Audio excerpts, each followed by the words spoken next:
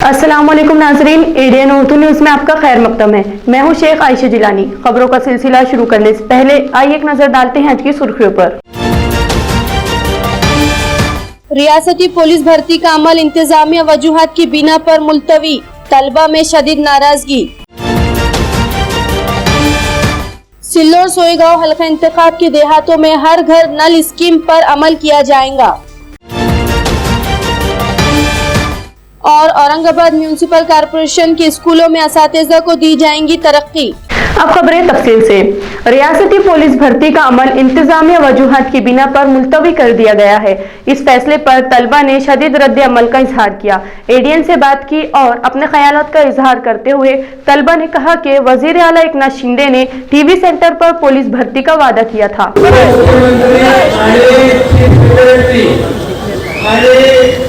अतिरिक्त मुख्य सचिव गोरबास यांच्याबरोबर चर्चा केलेली आहे आणि तातडीची 7,500 कोटी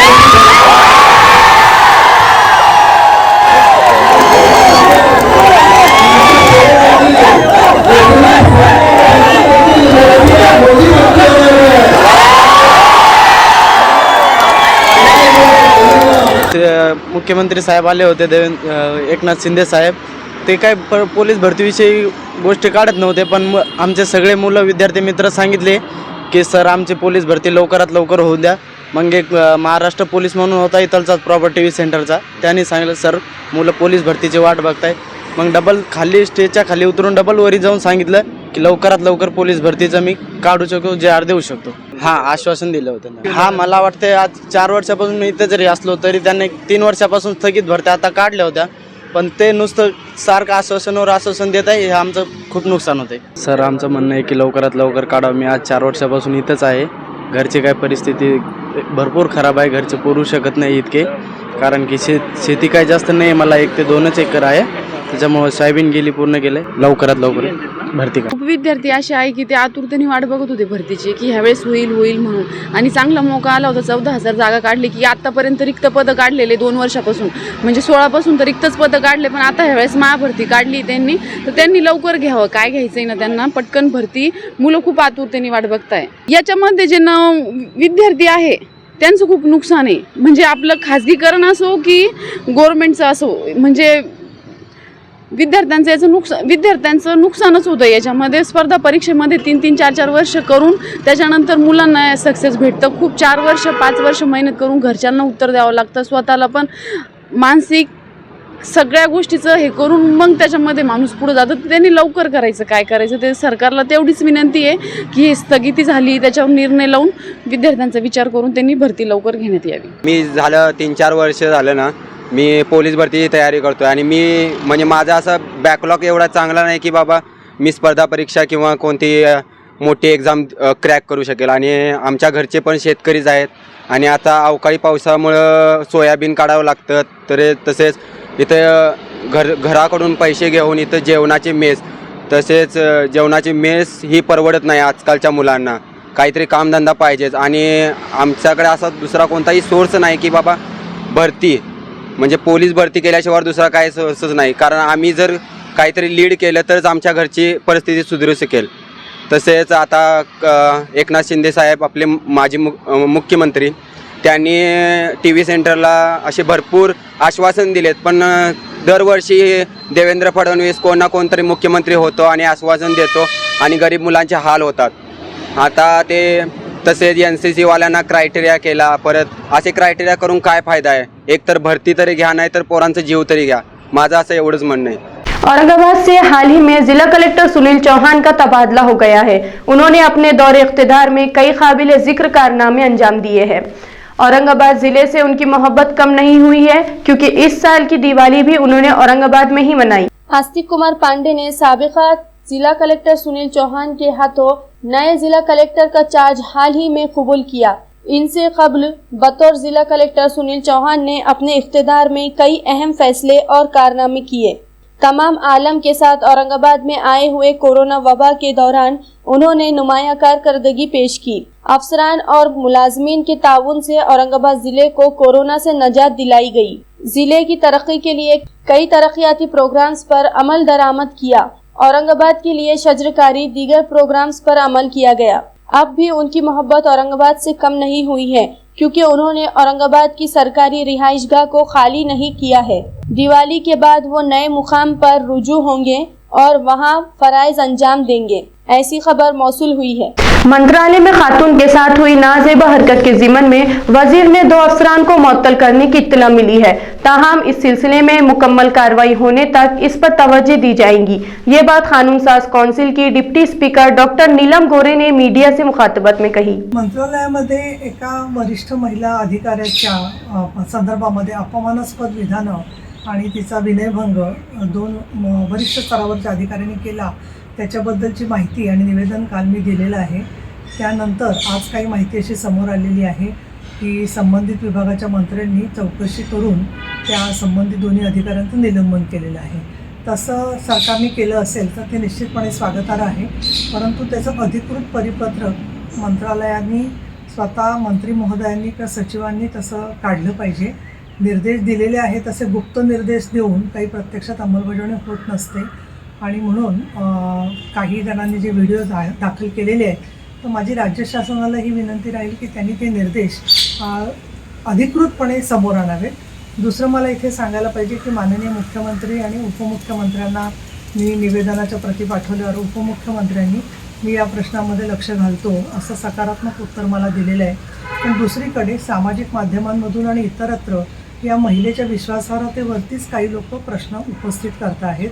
मला त्या सगळ्यांना सांगायचं आहे की तुम्हाला त्यांच्याबद्दल काही बोलायचं असेल तर त्यांचे आधीचे अहवाल किंवा त्याबद्दलची माहिती ही तुम्ही कुठल्या न्यायाधीश स्वतः आहात का की जेणेकरून तुम्ही त्याच्यावरती ताशेरे ओढवत आहात। आणि म्हणून शांतता कोर्ट चालू आहे हे जसं विजय तेंडुलकरांचं फार मोठं गाजलेलं नाट्य आहे, तशा पद्धतीने कुठल्याही पीडित महिलेवरती चिखलफेक निराधार करू नये। आणि म्हणून जी काही वस्तुस्थितीतली माहिती असेल ती त्यांनी संबंधित राज्य सरकारकडे पोचवावी। आणि म्हणून कुठेतरी बदनामी करून स्वतःच न्यायाधीश असल्याच्या थाटामध्ये जे आवाज उठवत आहेत त्यांना तुमच्या विश्वासार्हतेवर शंका येईल, तुम्ही असं काही करू नका, अशा पद्धतीने अप्रत्यक्ष दबाव देखील काही लोक आणतायत असं माझ्या निदर्शनाला आलेलं आहे। तर या सगळ्याबद्दलचा जो काही तपशील समोर येईल त्याच्यावरती मी सुद्धा लक्ष ठेवून आहे आणि या महिलेच्या संदर्भामध्ये पुराव्याशिवाय कुठल्याही निराधार पद्धतीने कोणी चिखलफेक केली तर तो एका अर्थाने आरोपीची बाजू घेतल्यासारखं होतं, हे देखील त्यांनी लक्षात ठेवलं पाहिजे। रुकन असेंबली रवि राणा और बच्चू कडू के दरमियान तनाजा बढ़ता जा रहा है। इसके पस मंजर में आज औरंगाबाद शहर के क्रांति चौक में युवा स्वाभिमान पार्टी की जानिब से रुकन असेंबली बच्चू कडू के खिलाफ एहतजाज किया गया। महाराष्ट्राचे लोकप्रिय नेते युवा स्वाभिमान पार्टीचे सन्माननीय संस्थापक अध्यक्ष आमदार रवि राणा साहेब यांच्या विरोधामध्ये बच्चू कडूने जे वक्तव्य केलंय, त्यांच्या बदनामीकारक जे वक्तव्य केलंय, त्या वक्तव्याचा मी युवा स्वाभिमान पार्टी औरंगाबाद जिल्ह्याच्या वतीने सर्वप्रथम निषेध करतो। या माध्यमातून मला महाराष्ट्राच्या जनतेला एकच सांगायचं आहे, बच्चू कडूला एकच इशारा द्यायचा आहे की आमदार रवि राणा साहेब हे सूर्य आहे आणि बच्चू कडूने सूर्यावर थुंकण्याचा प्रयत्न करू नये। परंतु काही लोकांना प्रसिद्धीसाठी मोठ्या व्यक्तीवर टीका करणे, मोठ्या व्यक्तीबद्दल बोलणे अशी सवय असते आणि त्याच्यामधून प्रसिद्धी मिळवणे हा कुठेतरी केविलवाना प्रकार बच्चू कडूने केलेला आहे। बच्चू कडूने ते बंद करावं। हे धंदे बच्चू कडूचे हे धंदे महाराष्ट्र आता खपवून घेणार नाही। अब वक्त हो चला है एक मुख्तसर से वक्फे का। वक्फे के बाद फिर मुलाकात होंगी। आप देखते रहिए एडीएन उर्दू न्यूज।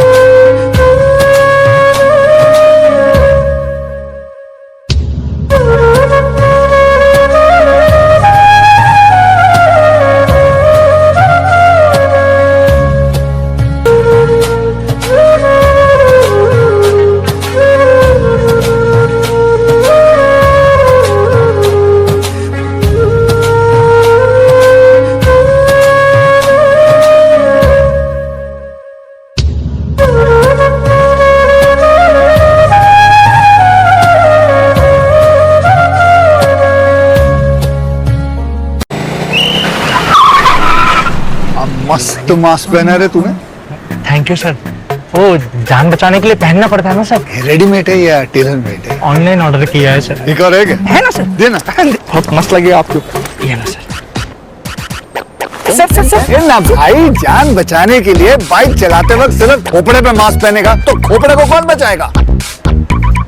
समझ गया सर। हेलमेट ऑनलाइन ऑर्डर कर, वरना हमेशा के लिए ऑफलाइन हो सकता है। Okay sir. ये ले, चल हम ये भी ऑनलाइन भर दे। हेलमेट पहने, ट्रैफिक नियमों का पालन करे, जिंदगी के सफर को सुरक्षित रखे। वक्फे के बाद आपका दोबारा इस्तिकबाल। वापसी की बारिश की वजह से कई किसानों को दुश्वारियों का मुकाबला करना पड़ रहा है। अब रोजमर्रा के इस्तेमाल की अशिया की कीमतों में भी इजाफा हो रहा है। सब्जी तरकारियों की कीमतें आसमान से बातें कर रही है। वटाण हा 200 रुपये किलो आहे आणि शेवगा हा भी 200 रुपये, कैरी 200 रुपये किलो आहे, बिनस 120 रुपये किलो आहे, गाजर 100 रुपये किलो आहे। आणि खूप पाऊस पडल्यामुळे भाजीपाला आला मार्केटला आणि दिवाळीच्या सुट्ट्यामुळे तर आणखी कमी येऊ लागला भाजीपाला। पाऊस हे शेवटचा परतीचा पाऊस खूप पडला ना, त्याच्यामुळे भाजीपाला हे नाही। आपल्याला नगर, नाशिक, पुणा, वाशिम, हिंगोली इकडून माल येतोय आपल्याला आता सध्या। तर नाही होत, अजून 1-1.5 महिना लागणारच कसा बी भाजीपाल्याला, त्यामुळे मग ते नवीन वर्षापासूनच कमी रेट चालू होते। भाजीपाला सगळाच भाजीपाला महाग झालेला आहे। गेल्या 2 आठवड्यापासून जो परतीचा पाऊस झाला राज्यामध्ये म्हणा, जिल्ह्यामध्ये म्हणा, शहरामध्ये म्हणा, या पावसामुळं शेतकऱ्यांचं फार नुकसान झालेलं आहे। कडधान्य, धान्य, भाजीपाला, कापूस, गहू, ज्वारी, बाजरी या सगळ्या गोष्टीचं नुकसान झालेलं आहे। हा नुकसानी पाऊस होता, याच्यामुळं जो ताजा भाजीपाला जो आलेला होता तो सगळा खराब झालेला आहे। आता पाऊस संपत नाही, तेच आता थंडीला सुरुवात झालेली आहे आणि आता धुई पडायला सुरुवात झाली।